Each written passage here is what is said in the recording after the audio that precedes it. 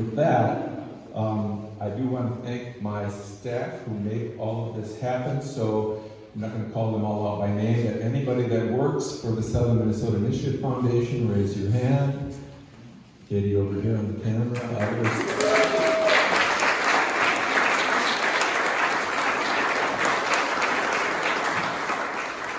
And the trustees who provide guidance and leadership to all of our work and just are concluding a long day on a bus. Raise your hands and let people appreciate you.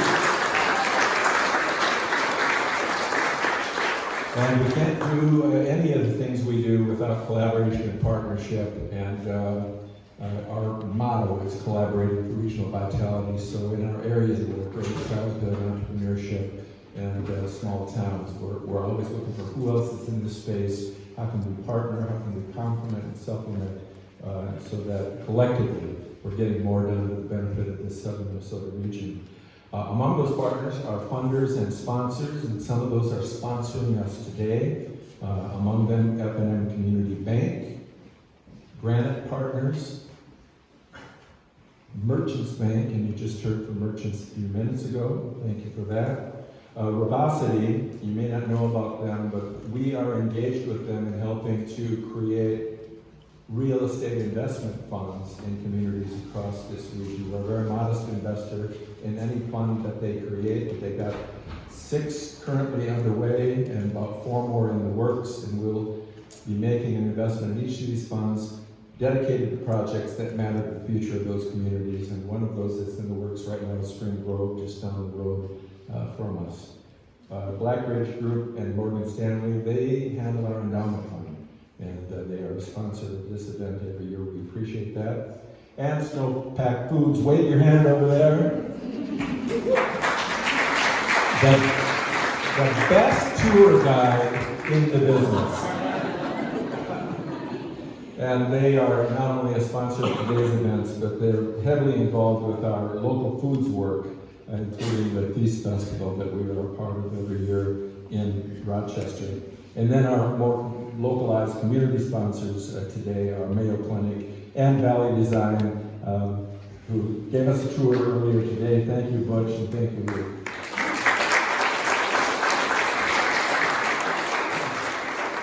So, as instructed by Katie, that concludes my remarks.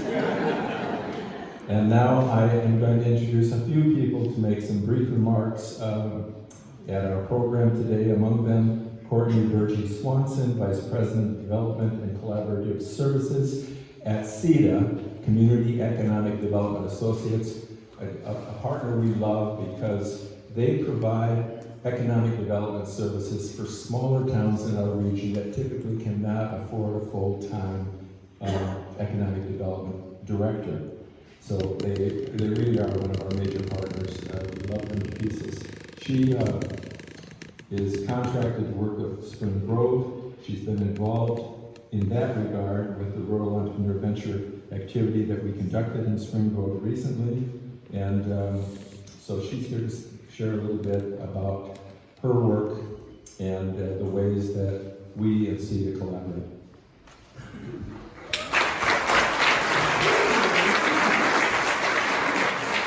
Thank you, Tim, and thank you, Smith, and thank you to all of you for coming here. I feel like I'm wearing about 1 million hats, which I'm sure all of you can relate to. First is like a corn-fed farm kid from Southeast Minnesota who grew up and wanted to stay here to work. Also, as a Mainspring board member, I want to welcome you to Mainspring. Just a quick overview, because I'm sure many of you have never been in this space before.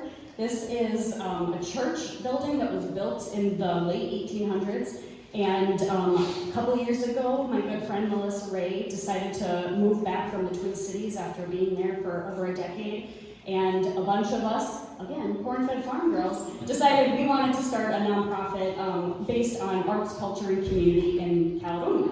So we were able to, the congregation that was here closed down in the 90s, so it had been vacant for quite some time, for decades. It had been under kind of the stewardship of the Historical Society, and then when it came to be time for us to bring Mainspring to life, we acquired it and got some grants from the city and helped fix it up. We have concerts here, we have a youth art collective that comes, we have different board meetings and different community events. So please come back and visit us. We're hoping to have some concerts this summer, and we always have a really great vintage and makers market during the Hot Air Balloon Festival in the fall. So please come back and welcome to Mainspring. But now the reason I was asked to be here is for my work in Spring Grove.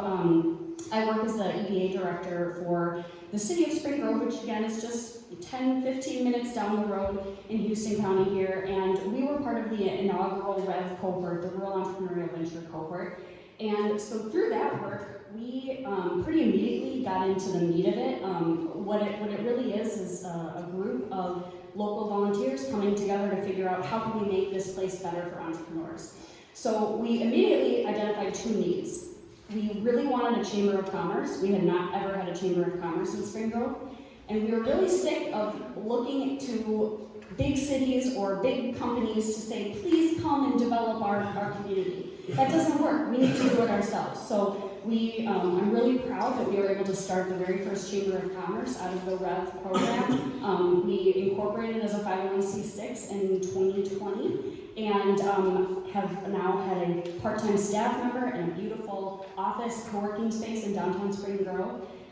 We also were able to work with Revosity and Smith to start the Spring Grove Community Real Estate Fund, which is a local fund of local investment that we are using to buy properties and transform the downtown in Spring Grove. And so I'm also very proud we've raised over $700,000 in local investment. And we're really excited to kind of see what comes of that. But thank you to Smith for all of the work.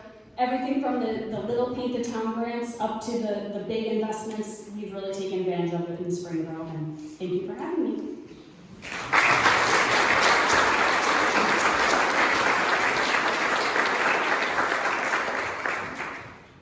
Wow, when Katie puts keep your remarks to 3 minutes, people take that pretty seriously. You did really well. Our next presenter is Sarah Klug. And I went to college with Bernie Klug. I don't know if you've ever heard of Bernie Klug. Which is probably just as well. Those were college days. Sarah is the director of Little Blue Jays Daycare located at St. Mary's School here in Caledonia. They've received 2 early care and education grants from Smith.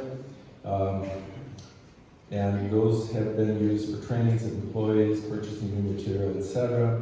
And she's here to talk about their daycare work here in town.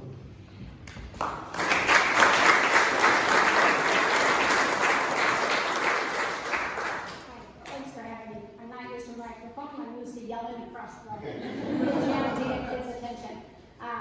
Like said, St. Mary's Little Blue Jays opened their doors in August of 2021. We're kind of a 3-tier under our state license. We have our pre-K program within the school. They've always had the license, so when we opened our daycare center, we kind of piggybacked off that license. So along with the pre-K program, we actually have a daycare preschool, and then we have the school age classrooms too.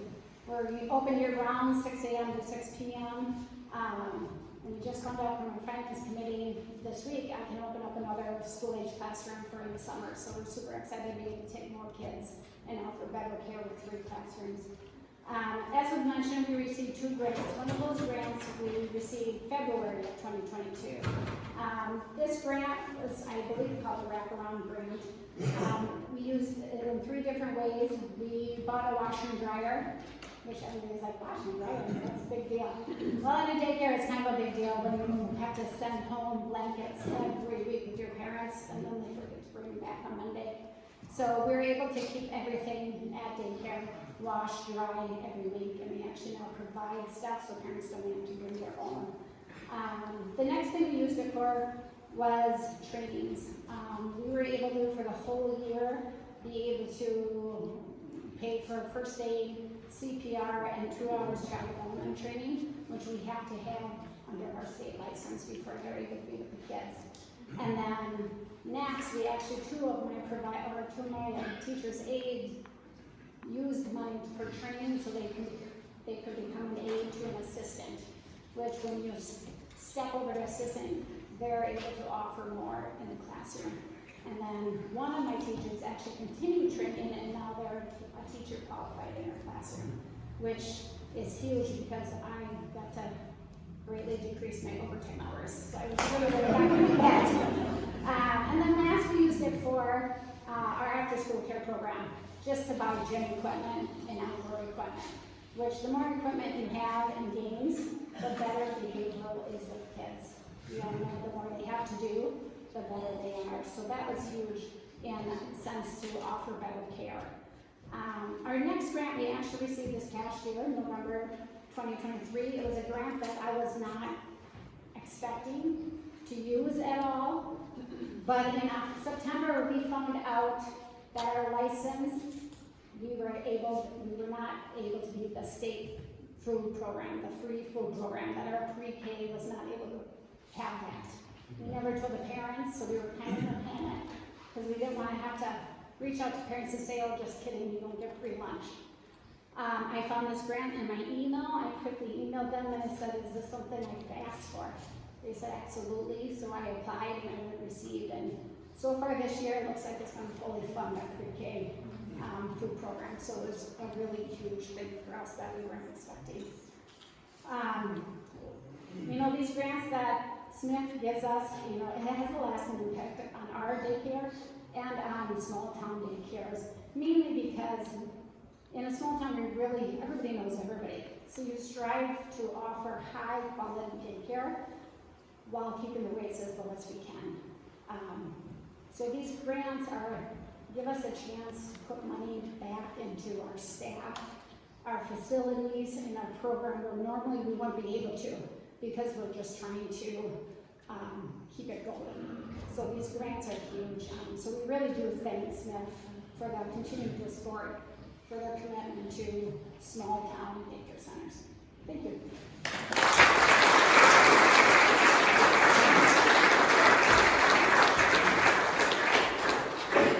Thank you, Sarah. Thanks for the partnership. And as long as we're on the early childhood topic, I'm going to quickly introduce Jean Poppy, who's the regional rep for Senator Tina Smith, mostly because Senator Smith has really taken a big interest in helping advance needs and results in the early childhood space.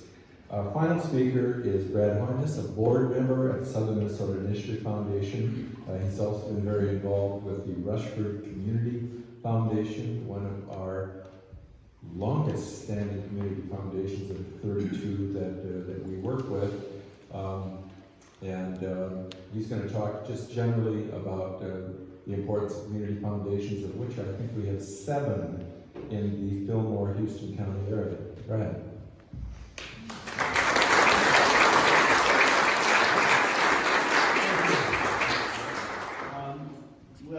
Brad Harness is my name, and we have grocery stores in Harmony, Rushford, and Preston. That's my day job. And I came back into the grocery business in 1997 after a short time away after college and in the industry. But during that time away, coming back to the community, as you know, as a lot of people that come back to the community get asked to be on their board and be on. So I found myself on the community foundation early on in the early 2000s, and during that time, of course, in 2007, with the flooding in Rushford. So we learned firsthand how important it was to not only have that community foundation set up already, but how impactful the Smith staff and the other people that help when you have a disaster like that. So I think I've got another board member on that from that original Beth Heath. Is she around the room here somewhere? I thought I saw her on the list. She didn't make it here, but she was also on that foundation, community foundation at that time.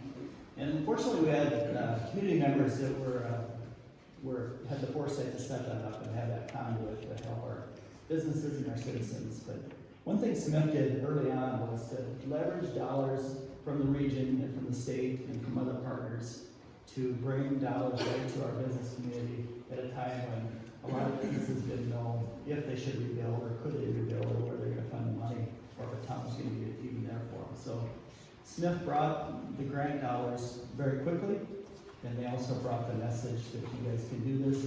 And as you look around the room here, that's what you see when you go to Smith events. You have positive networking. All their events that you attend are very thoughtful speakers. And since I've been on the board for 2 years now, I've just seen more and more of that, so. I appreciate everybody's time here tonight and coming. And my big role here was to ask for your money. So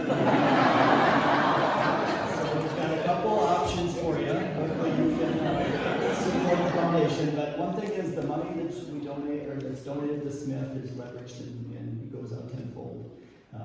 There's a seed packet on your tables that has a QR code.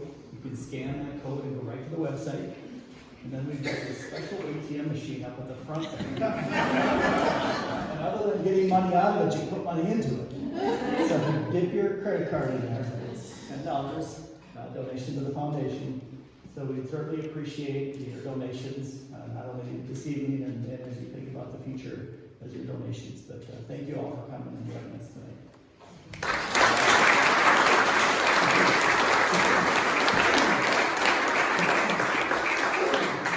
Good job, Brad. So that's it. That's it for our program. We try to keep it short and sweet. I do want you to know that these presenters will be around for a while, so if you want to talk to them individually, they'll be available. I suspect that our sponsors, and I can read them again, F&M Community Bank, Granite Partners, Merchants Bank, Vivacity, Blackridge Group, Snowpack, Mayo Clinic, Valley Design, are all in the room, and they'd be happy to answer any questions you might have as well, so take advantage of that. Got a lot of staff around. Raise your hand again. Don't be shy about talking to them, and there's a resource table over here. Anything we can do to answer your questions about our work, we're happy to do so. And I do want to call out the folks here in Caledonia that will be part of the Rural Entrepreneur Venture Program over the next couple, 3 years. And if they would raise their hands so you can recognize who they are. There they are, 1, 2, 3, 4, 5. And Julie Keene is the coach for this group. We have a coach for each of the communities in the program. So we're looking forward to that work in the months and years ahead. 2 more bullet points and then I'll wrap up. One is that we're in a building that's kind of dedicated to the arts. And so in recognition of that, at your table you will see plant hangers in small pots made by local artists, and you are willing to take them home along with the plants. And I want to thank Melissa Ray for being our host here at Mainspring. It is a nonprofit dedicated to the arts and the community here in Houston County, and she's also the chair of our Rev group as we go forward. So with that, stay around, plenty of food, more beverages, enjoy, and beyond that, enjoy the day. The rain has stopped, and it looks like we're going to have a gorgeous weekend. Thanks for being a part of it.